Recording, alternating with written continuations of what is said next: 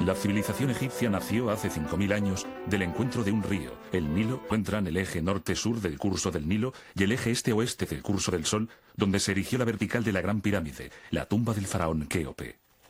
La pirámide de Kéope fue, desde la antigüedad, una de las 7 maravillas del mundo. En la Edad Media, 68. Los arqueólogos franceses y alemanes que actualmente investigan los vestigios de los primeros faraones nos revelan los conocimientos que han adquirido sobre la arquitectura y la civilización del país.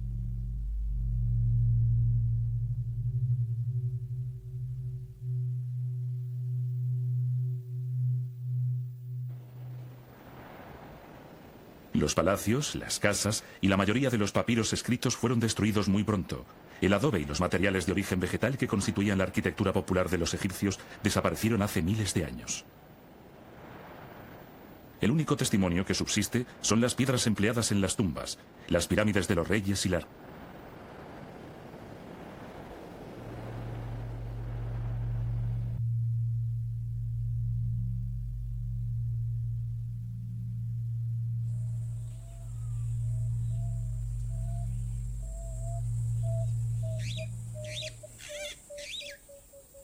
pirámides. Los primeros reyes procedentes del sur de Egipto fijaron su residencia en Menfis, en las dos tierras, punto de equilibrio entre el norte y el sur del país. Y reinaron 8 siglos. Y fue durante la tercera dinastía, hacia el año 2700 antes de nuestra era, cuando por el arquitecto Imhotep.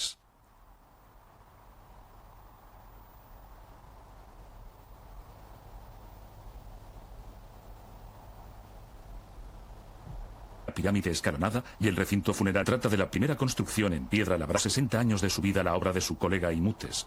Gigantesco complejo funerario que rodea la pirámide de Djoser. Lo más importante que había allí, eso es lo que estudié con más detalle, más que la pirámide. Y aquellas primeras columnas, aquellas cosas tan diferentes de todo lo que se conocía del arte egipcio hasta entonces. Era un gran descubrimiento, ¿no le parece?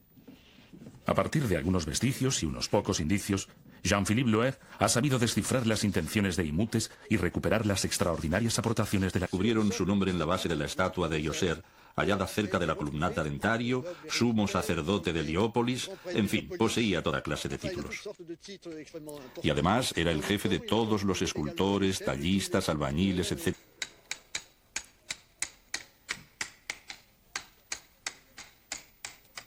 Ahora estamos ante la pirámide que concibió, aunque lo que vemos no responde al proyecto inicial, ya que este sufrió una serie de transformaciones. En su primer estado, este monumento solo comprendía lo que llamamos una mastaba, es decir, una construcción en forma de banco que es visible en la base de la pirámide. Aquí todavía se observa el revestimiento, forma una hendidura en la pirámide, la vemos allí abajo. Después, esta primera construcción fue ampliada ligeramente hacia el este. En este momento, Imhotep se replanteó el proyecto. Se dio cuenta de que la importancia del monumento no guardaba relación con la amplitud del recinto y quiso hacer algo más espectacular. Entonces tuvo la idea, y yo creo que fue idea suya, de levantar una gigantesca escalera hacia el cielo. Eran consideradas las almas de los dioses y de los reyes.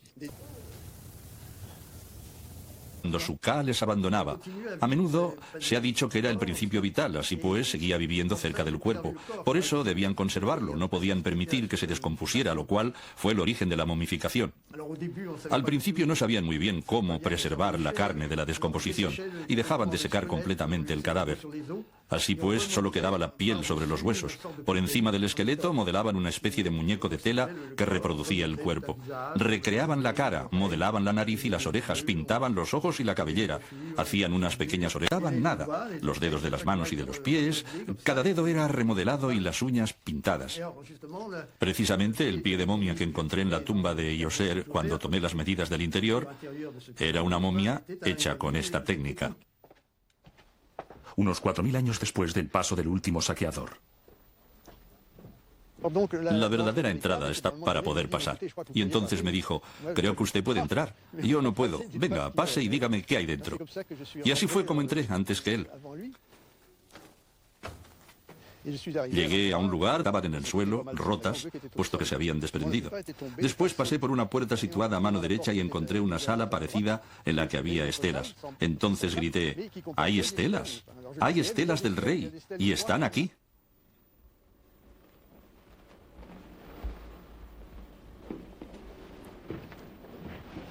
Entonces los obreros al cabo de unos minutos, Firth llegó donde estaba yo. Y los dos examinamos de cerca las estelas y seguimos. Coger los restos del rey difunto. Es una copia reducida de la...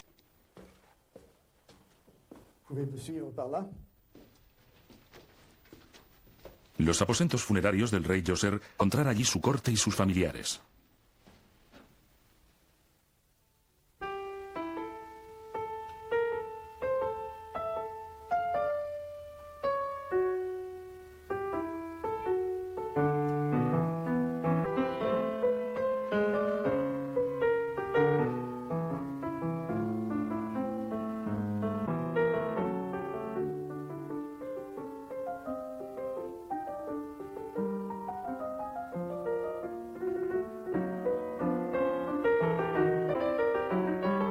Antes de la intervención de Imutumbas, se utilizaba como material limo del Nilo y como armazramas de árboles. En el complejo funerario del rey Djoser, la piedra labrada reemplazó al adobe y las vigas de madera, convirtiéndose en material destinado a la eternidad.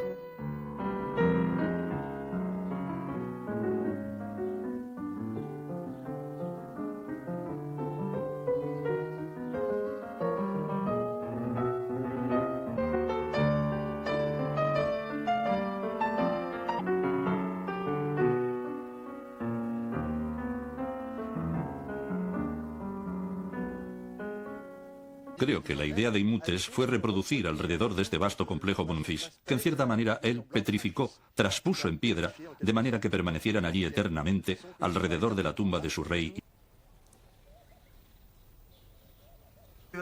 Un arquitecto que diseñara una pirámide escalonada debía inscribir su perfil en un triángulo. Y en un momento dado hubo un arquitecto que tuvo la idea de materializar este triángulo. Se dijo, así el alma podrá subir al cielo, a la morada de los dioses. Una pirámide lisa será una puerta directa y propicia para llegar a las estrellas del firmamento o al sol. Y a partir de aquel momento, todos construyeron este tipo de pirámides.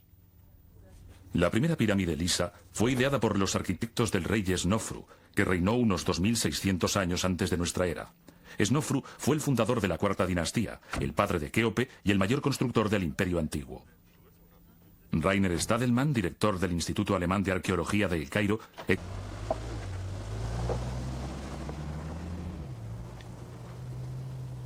Estamos acercando a Meidum, situado a unos 100 kilómetros al sur de Saqqara. Dejamos atrás la pirámide Escalón, primer faraón de la cuarta dinastía y al mismo tiempo el maestro de obras más importante del Imperio Antiguo. Snofru mandó construir en Meidum una primera pirámide escalonada de aproximadamente 85 metros de altura. Instaló su tumba en una verdadera pirámide que levantó también en Dashur.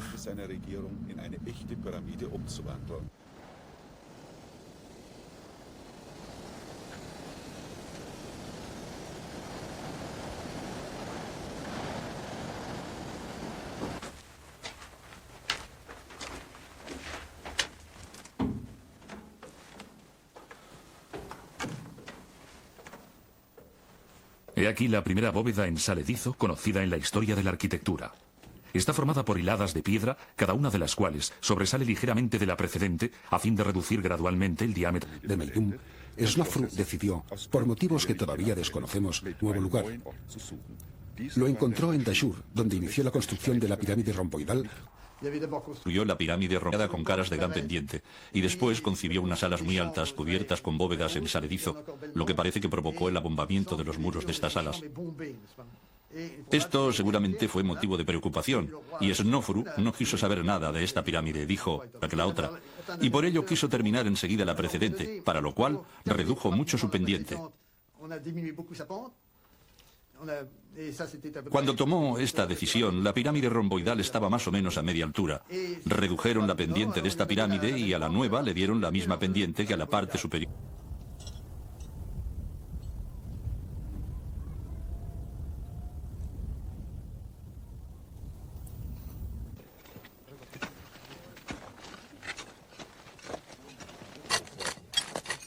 حنجرة مالها عافية يا سنفرو أهيا هرمنا. Siempre se ha creído que para la construcción de la pirámide, producido a los pintores del siglo XIX con gran colorido y dramatismo, y 5.000 los trabajadores y especialistas que participaron en la construcción. Para constatarlo, basta con fijarse atentamente en el lugar de trabajo.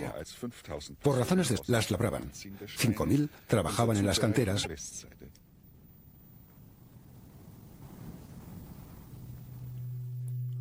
Personas que se tendrían que matar y preparar.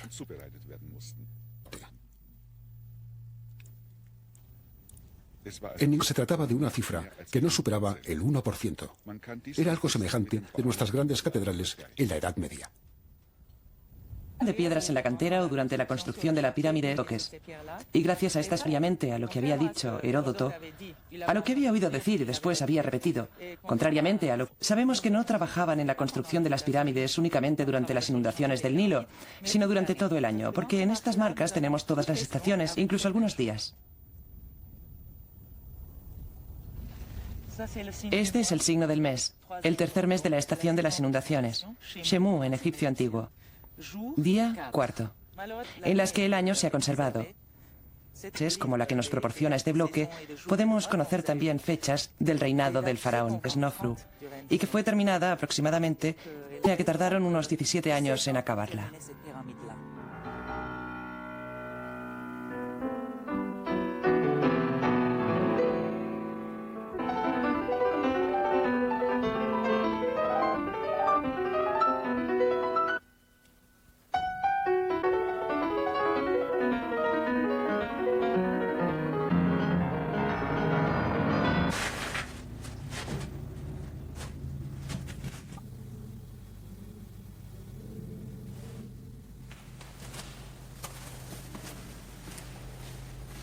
De la primera cámara funeraria y pasamos a la segunda.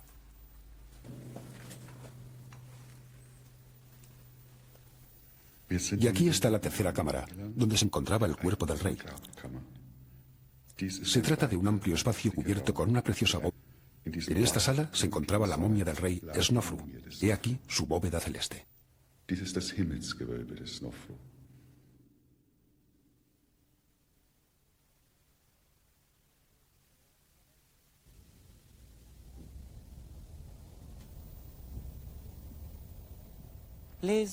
Los obreros que trabajaban en la obra desde el desierto occidental a un valle no muy alejado de la pirámide y próximo a las canteras, de donde extraían la piedra dura del interior, la que forma el cuerpo de la pirámide. En cambio, el lugar en el que estamos ahora es el taller donde trabajaban los obreros especializados, los arquitectos, los maestros de obras y seguramente los jefes de los escultores. Estos llegaban cada mañana de la ciudad de las... Mientras los arquitectos discutían alrededor de una maqueta, de un plano o de un modelo de la pirámide, en el mismo taller se realizaban otros trabajos. Estaba el escultor jefe que se había en los almacenes de los que podemos ver los restos de los muros.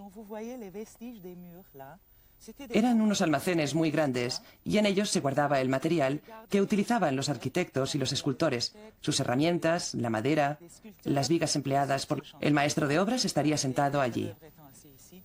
Y un capataz que llegaría corriendo le diría: necesitamos tal tipo... Los hornos se utilizaban también para reparar los martillos, las herramientas de cobre, que necesitaban reparaciones constantes. Y para afilar los dinteles de cobre y todas las herramientas. Aquí hemos hallado... Y a partir de los fragmentos de granito que hemos hallado diseminados por todas partes, creemos que aquí también se realizaba el pulido, el último repaso de las estatuas que después habían de instalarse en el templo funerario o alrededor de la pirámide.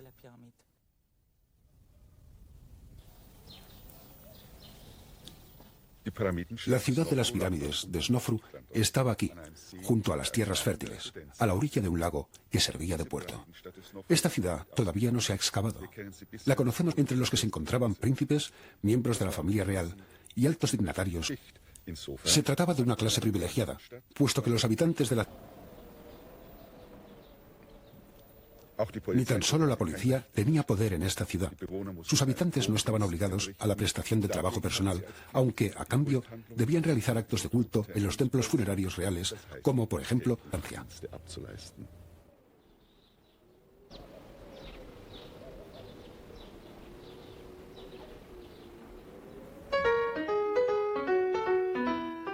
de las pirámides. Kéope, Kefren, Kéope era, antes de la época de las catedrales, 230 metros de lado, 6.500.000 toneladas y una cámara funeraria situada a unos 50 metros de altura en el cuerpo de la pirámide.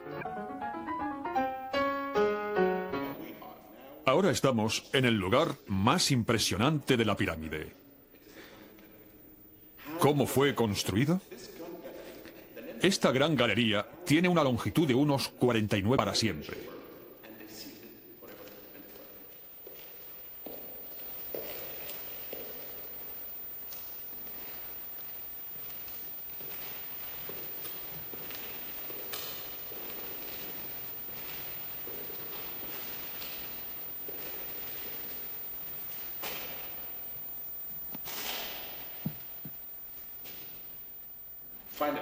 Por fin llegamos a la cámara funeraria de Kéope. Es un lugar único. El faraón estuvo enterrado en este sarcófago. Es algo sorprendente. Uno se pregunta llevar a cabo esta construcción. Uno intenta imaginarlo. Se dice...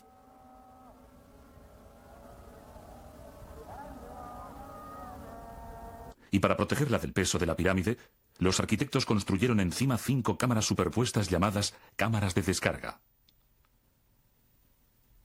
La última la cubrieron con grandes losas de piedra caliza dispuestas en ángulo. Sin embargo, las cámaras de descarga, de granito, se resquebrajaron durante la construcción. En lo que se refiere a la tercera cámara funeraria, creo que abusaron de la resistencia del granito.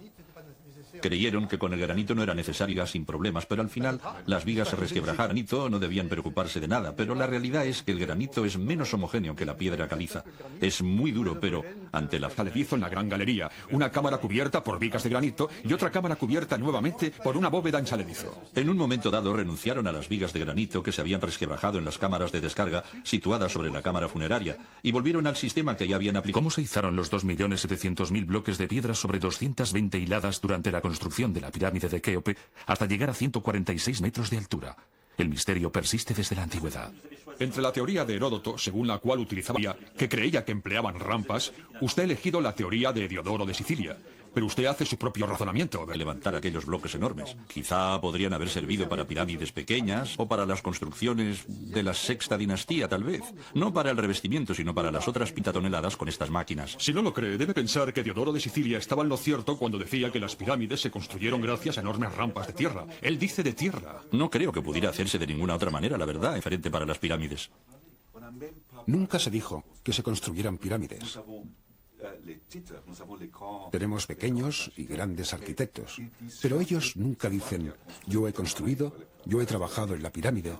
Nada, nunca. Esto es lo normal.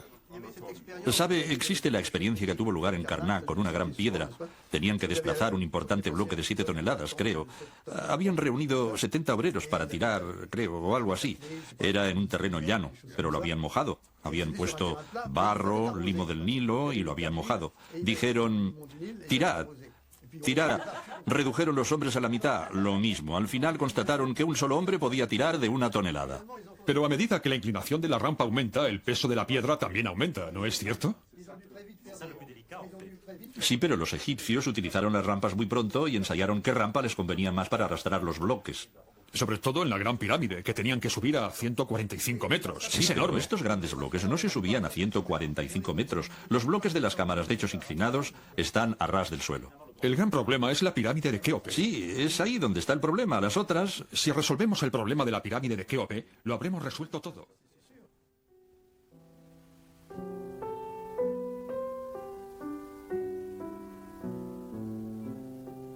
Sucedió a Kéope y se hizo construir una pirámide casi tan grande como la de su padre.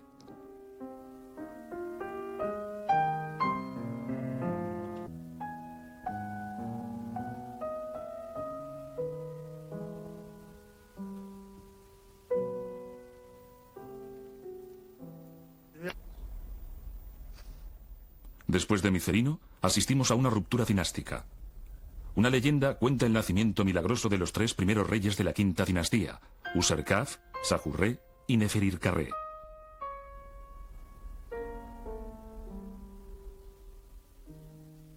El volumen adoptado por Micerino, lo que reducía el tiempo de construcción. Por el contrario, Hay, como en la dinastía precedente, junto.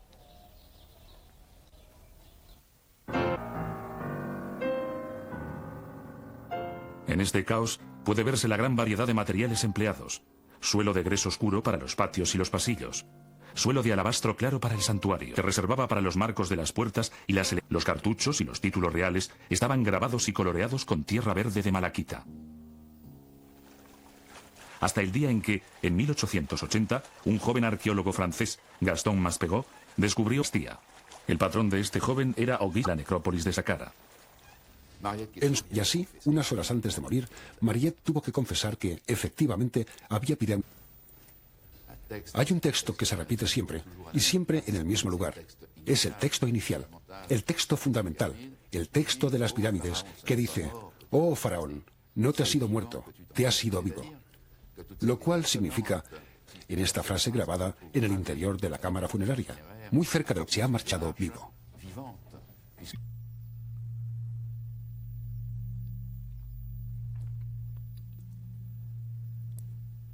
La sexta dinastía empezó con Otoes. A Otoes le sucedieron Fiope I, Merenre y seguidamente Fiope II. Y después tuvo lugar la brutal caída del Imperio Antiguo, una caída que los historiadores aún encuentran muy difícil de comprender.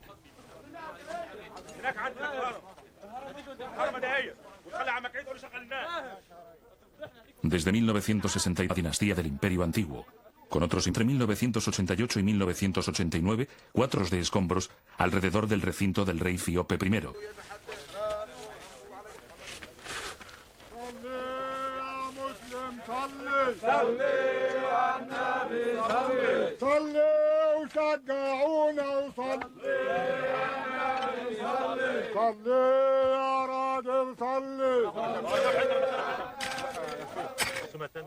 Esta mañana hemos encontrado el exterior del sarcófago.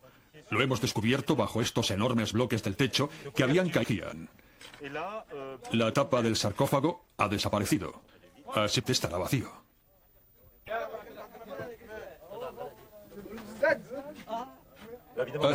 Vemos regueros en las paredes laterales del sarcófago y es tan dramático. De hecho, son los productos resinosos de la momia de la reina, que en el momento del pillaje fue rota y esparcida por todas partes. La resina se escurrió hacia el interior del sarcófago.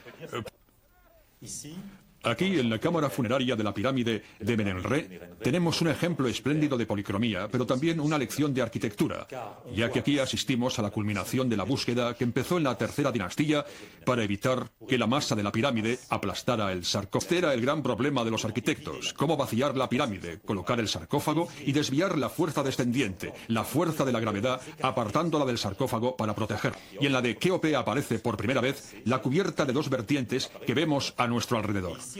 Aquí se ve claramente que el techo reciba el peso de la pirámide y lo desvíe del sarcófago.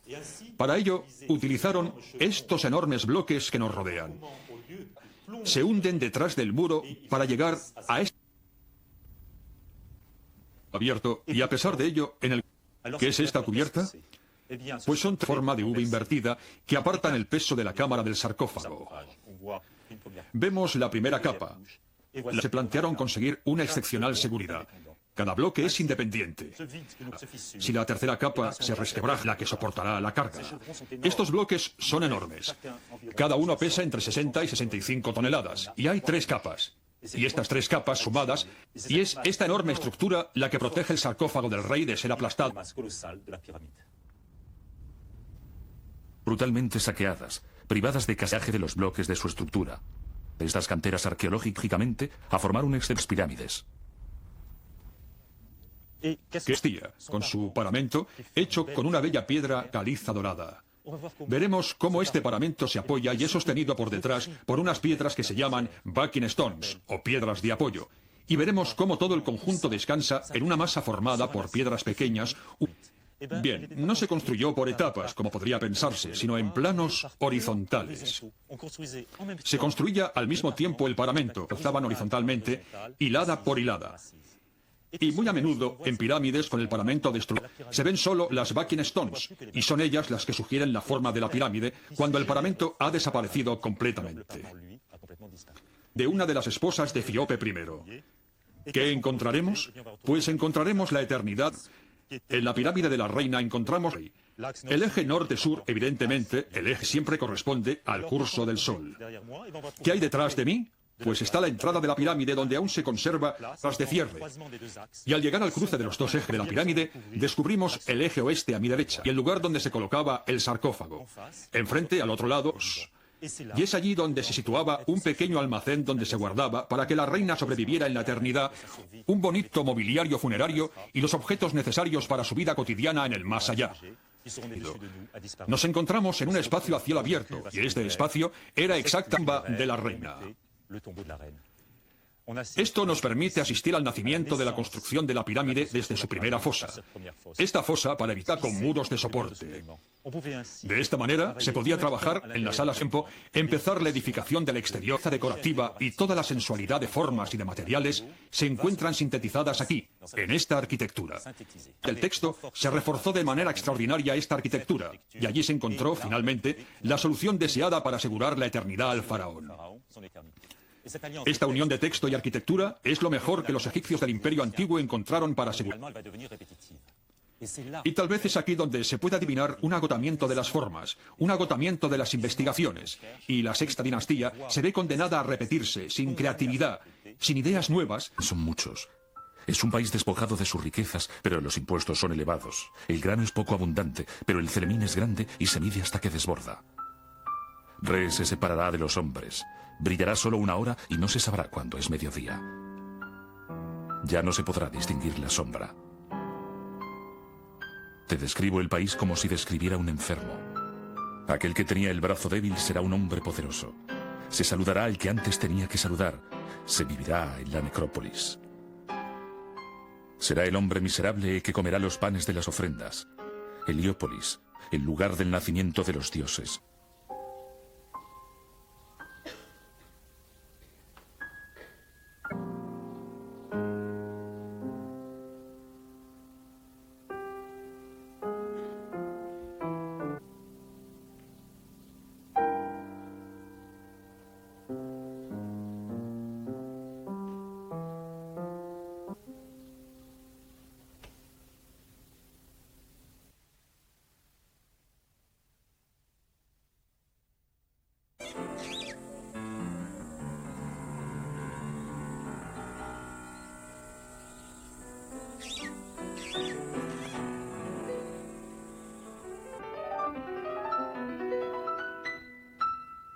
El rey Narmer, llegado de Tinis en el sur de Egipto. Horus, el dios halcón, protector del rey, perdona a un prisionero que, con un ramo de papiro, simboliza los pueblos del delta. La victoria de Narmer es total. El rey, tocado ahora con la corona roja del Bajo Egipto y escoltado por sus portaestandartes, se acerca. La unificación de Egipto tuvo lugar 3000 años antes de Nuestfis. Conocían la escritura e inventaron la irrigación, época de las pirámides.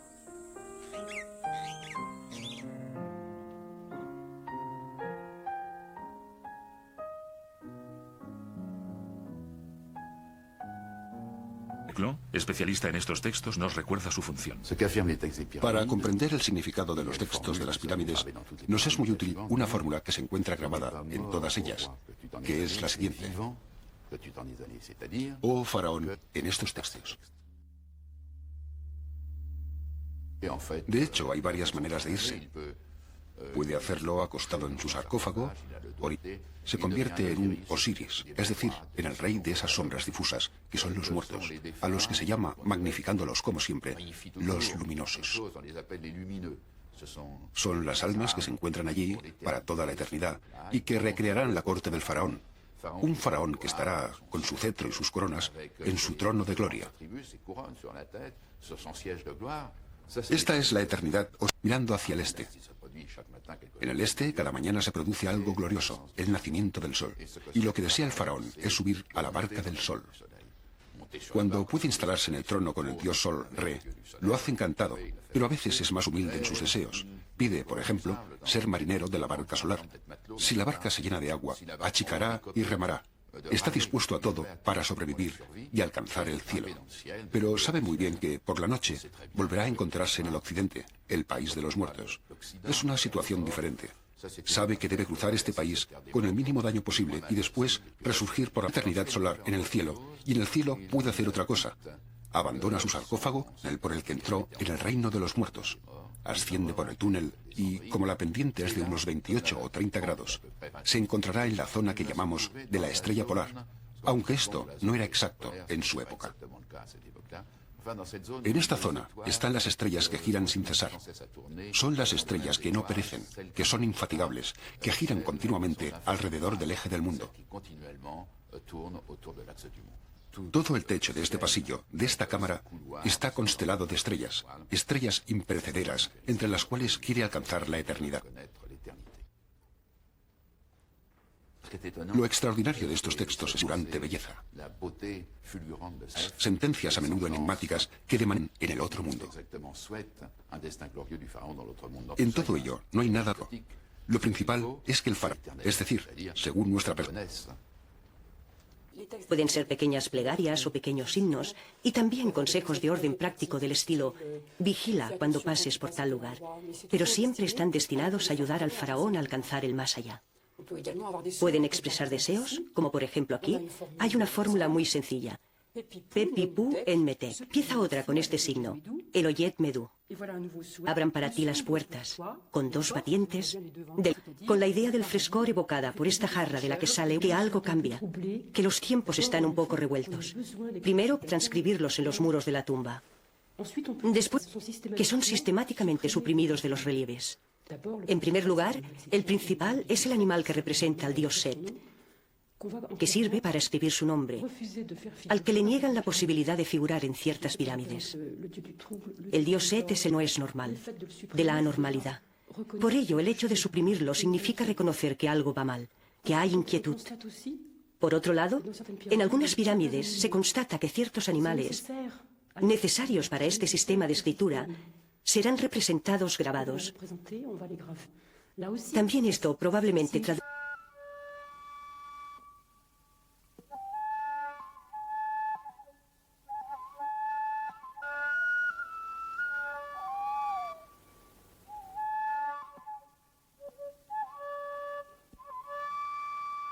El conjunto de los jeroglíficos utilizados tiene una gran cantidad de signos que evolucionan y que en general son magníficos.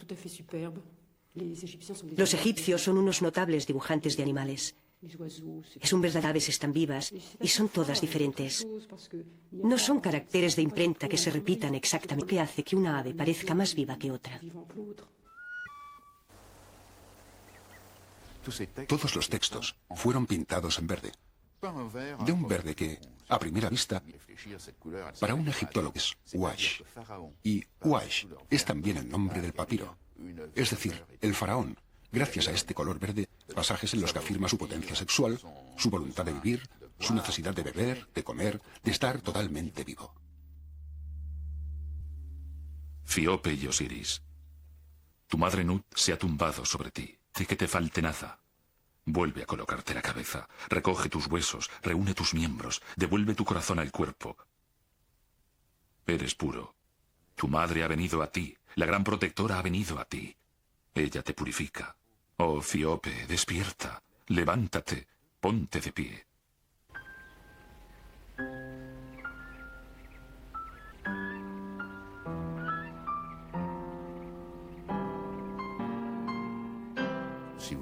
El nacimiento del mundo es muy importante. Se habla de un huevo o una vegetación que apareció sobre una colina primigenia. ¿Qué significa una colina primigenia? Pasa algo. Yo quedé muy sorprendido mirando el Nilo cuando vi unos pájaros que caminaban en cuenta de que se había formado una colina con el limo que se había sedimentado. Y, naturalmente, sobre este limo nació la vida, del gran cacareador. El gran cacareador era un pájaro primigenio. ¿Qué fue primero, el huevo o el pájaro? Los egipcios no resolvieron el problema, como tampoco lo hemos resuelto nosotros. El pensamiento egipcio está muy alejado del nuestro. Se acerca tan en el pensamiento griego. Es decir, para nosotros cartesianos, hijos de Aristóteles, A es A y B es B. Para los egipcios, sin embargo, podía haber una gran cantidad de dioses que no eran más que manifestaciones. Los egipcios no qué lugar y según la función. Por ejemplo, en Tebas es Amón, en otro lugar sería, por ejemplo, elijo al dios Tot, etc. Esto solo son maneras de expresarse. Si quiero representar al dios Tot, puedo hacerlo mediante un pájaro, el ibis, pero también mediante un babuino, pero de su hermano, el dios Set. El dios Set es un dios muy interesante porque suele decirse que es el dios del mal, pero no es tanto el dios del mal como un dios que toma a su cargo todo lo que en la creación no está bien ordenado. Representa todo lo que nos sigue la norma, es el dios de lo anormal.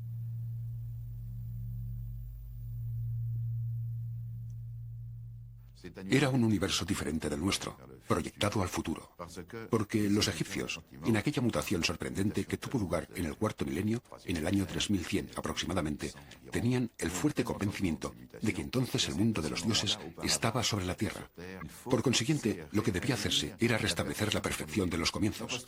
No había que ir hacia un futuro mejor, sino volver a los inicios. Se hicieron muy bellas construcciones. Quedó demostrado con Djoser, con Inmutes y con su gran complejo funerario. Civilizaciones del metal, hay unos procedimientos nuevos. Son civilizaciones orientadas al futuro. Por consiguiente, nos encontramos con una civilización vuelta hacia las primeras realizaciones y no hacia el futuro. La proyección de todo ello en el mundo social es muy sencilla. Tenemos la gran pirámide social, el faraón en la cima, debajo los príncipes y después van los dignatarios y los funcionarios. Y en la cima, el mago por excelencia. No sé qué alto dignatario tocó al faraón, y fue necesario desacralizarlo al instante. Era imprescindible separar.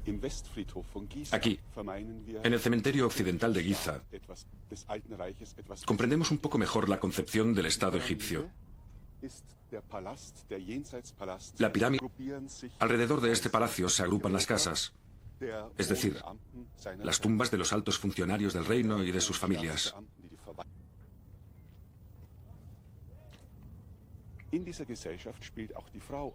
En esta sociedad, la mujer tenía un importante papel, pero no necesariamente el primogénito, su hermano Kefren, para transmitir la dignidad real.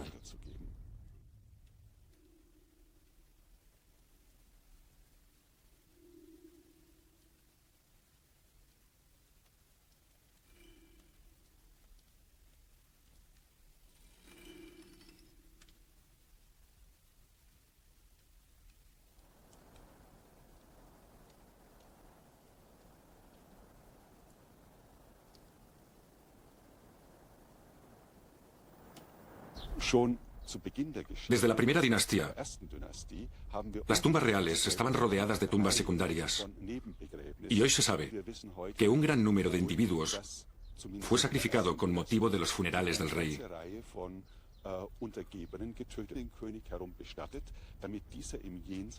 Entre ellos, desde la más remota en el entorno del rey. Aquí en Giza hay incluso un cementerio de enanos. Quizás se les juzgaba inofensivos. Se acercaban al rey sin ningún peligro para él. Y se ocupaban de ellos.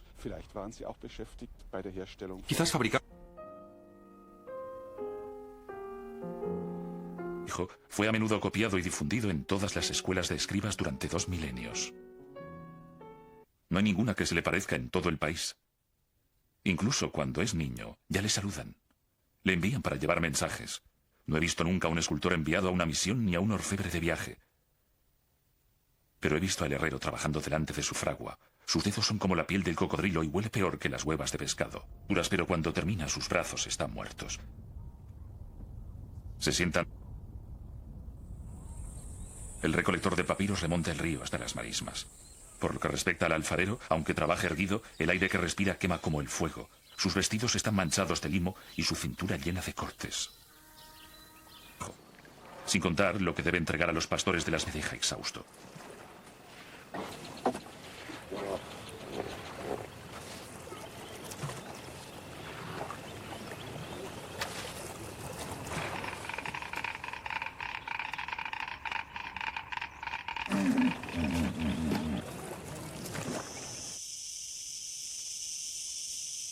Parte hacia tierras extranjeras, lega sus bienes a sus hijos a causa del temor a los leones y a los La orilla del río está resbaladiza por tu culpa.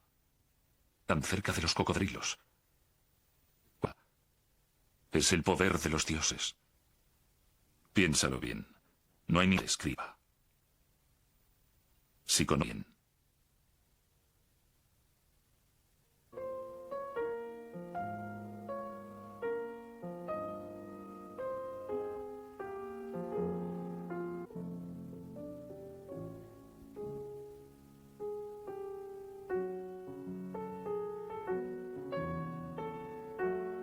En el cuerpo de los escribas, los sacerdotes tenían un papel destacado. Eran designados por el rey, que les concedía numerosos privilegios. Su misión era esencial. Tenían a su cargo la administración de todos los templos reales. Era allí donde el rey recibía el homenaje de los vivos. Conocíamos la existencia de los templos funerarios del Imperio Antiguo y sabíamos que allí se celebraba el culto al rey muerto. Pero no sabíamos cómo funcionaban estos templos, qué bienes materiales tenían. Gracias a una extraordinaria suerte, aquí tenemos un cuadro de servicios. Este cuadro está dividido en casillas y en la parte superior figuran las tareas del personal. Aquí tenemos las tareas que deben realizarse. Aquí el cargo de los empleados que deben efectuarlas. Y en las casillas que corresponden a los días del mes están los nombres de los empleados que han de llevarlas a cabo. Aquí está el que debe cuenta al norte de la ruta que sigue el sacerdote funerario cuando da la vuelta hombre. Los que deben llevar la ofrenda divina desde el templo solar, Set y Re, el lugar fuera de las horas de servicio en el templo. Y finalmente, los que deben realizar los ritos de... Así, por ejemplo, por una parte los sacerdotes y Benjentiech. Y aquí, en las casillas del día del mes, tenemos los nombres de las personas de servicio. Como se puede ver, no son siempre los mismos nombres. Están los mismos con un colega. Detallado, encontramos el borde de un mes para el mes siguiente. Las tareas están y que tienen la misión de vigilar el paso y las horas de la noche. En uno de los templos funerarios adosados a las pirámides de los reyes de la quinta dinastía, donde se encontraron, estaba formado por un santuario, por estelas, por estatuas y por almacenes que contenían ofrendas y objetos de culto. Al lado de los templos funerarios, durante la quinta dinastía, aparecieron los templos solares. Lo que se sabe es que si bien los templos funerarios cada día eran proveídos de parte de la residencia, así puesto, un pivote de la economía. Por ello es lícito. Tenía que haber también grandes estancias en las que se almacenaba el grano, en las que se guardaban tinajas con víveres y también esos sacrificios, ya que cada día se llevaba la carne al templo funerario.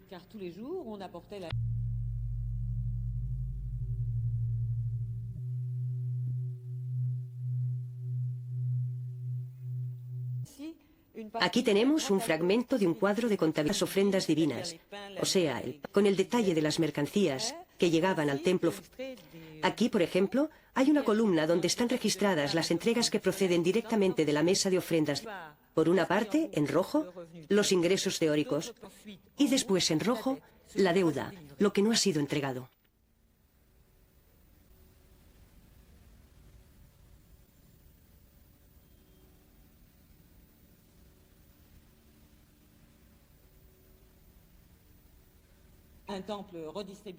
El templo redistribuyente, los empleados del templo se alimentaban de estos bienes, y por descontado, también los sacerdotes y sus familias. Así, cada templo funerario. Aquí se ve que el templo de Neferrir Carré estuvo activo durante 200 años. Esta persistencia de los cultos era también una fuente de riqueza para todo el mundo. Al mismo tiempo, se ve que la pirámide de Kéope realizaba entregas al templo de Micerino, también las efectuaba. Hacía envíos que finalmente eran destinados. Este tipo de cosas sucedía a gran escala, de manera que había cierta relación entre la vida de los vivos y la vida de los muertos. De manera que incluso en los años difíciles, en los años en los que había malas cosechas porque la crecida del Nilo no había sido suficiente, centros de redistribución de bienes alimenticios y de toda clase de bienes, incluso de telas y de otras cosas. Este régimen hubiera podido durar eternamente, sin lugar a dudas. Pero a pesar de ello, un buen día el imperio antiguo se derrumbó, como un castillo de naipes, y no quedó nada.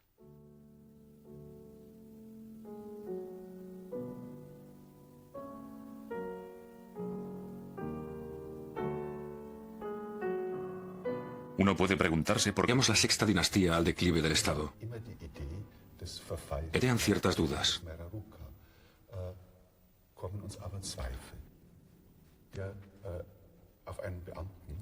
Analicemos a un funcionario como Mereruca. A diferencia de lo que sucedía en la cuarta dinastía, cuando todos eran príncipes, este hombre había triunfado gracias a sus propios méritos. Era hijo de una favorita del faraón, pero llegó a casarse con una de las hijas de este, Saxi admitido en el círculo real, en el cual introdujo su propio clan, su gran familia. Esta evolución de dinastía, los gobernadores de las provincias soñaban con volver a la residencia real. Pero durante sus propias residencias, descubrieron que en las peleas entre los distritos querían enriquecerse. Las tumbas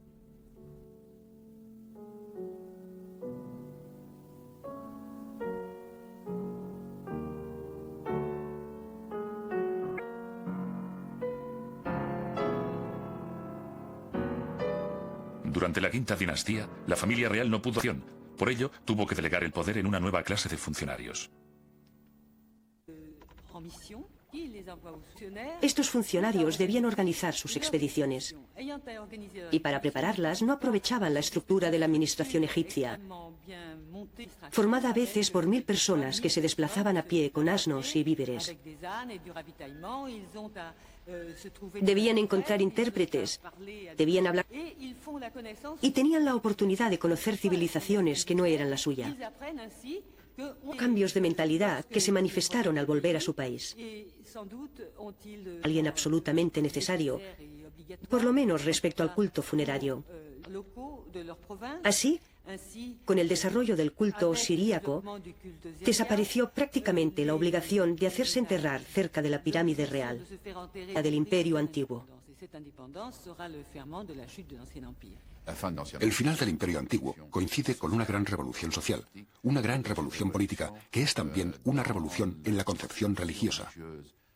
Es decir, antes solo el faraón de una revolución que, desde un Osiris único, que era el faraón, comportará la presencia de un Osiris en todos los egipcios. Mirad, la cara está pálida. Lo que habían profetizado los antepasados se ha cumplido. El país vive bajo el flagelo de los ladrones y debe irse a trabajar al campo con el escudo. Mirad, la cara está pálida. Y el arquero está preparado, ya que el crimen está en todas partes. Mirad, los corazones rebosan de violencia, las desgracias se extienden por todo el país. Muchos muertos son lanzados al río. Mirad, al final ha sucedido lo que nunca antes había pasado. Hemos caído tan bajo que unos miserables han robado la momia del rey. Los amadores se han perdido.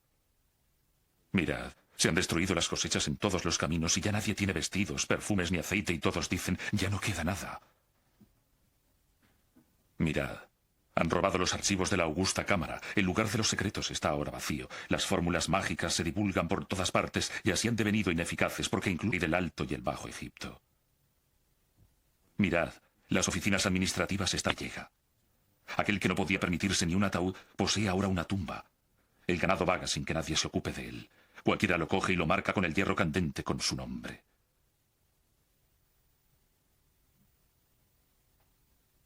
Mirad, el oro y el lapislázuli, la plata, la turquesa, la coralina, el bronce dicen, ah, si tuviera algo para comer. Mirad, estas nobles damas sufren al verse vestidas. Los cofres divinos están abiertos. Los músicos están en sus habitaciones y sus canciones de amor son lamentos. Los juglares están inclinados sobre la piedra de moler el grano. No hay oro. Han robado los tesoros del Palacio Real. Mirad, Elefantina y Tinis ya no pagan impuestos a causa de la revuelta. No hay fruta ni carbón de madera. Mirad, grandes y pequeños desean la muerte y los niños dicen, Mi padre no hubiera debido engendrarme.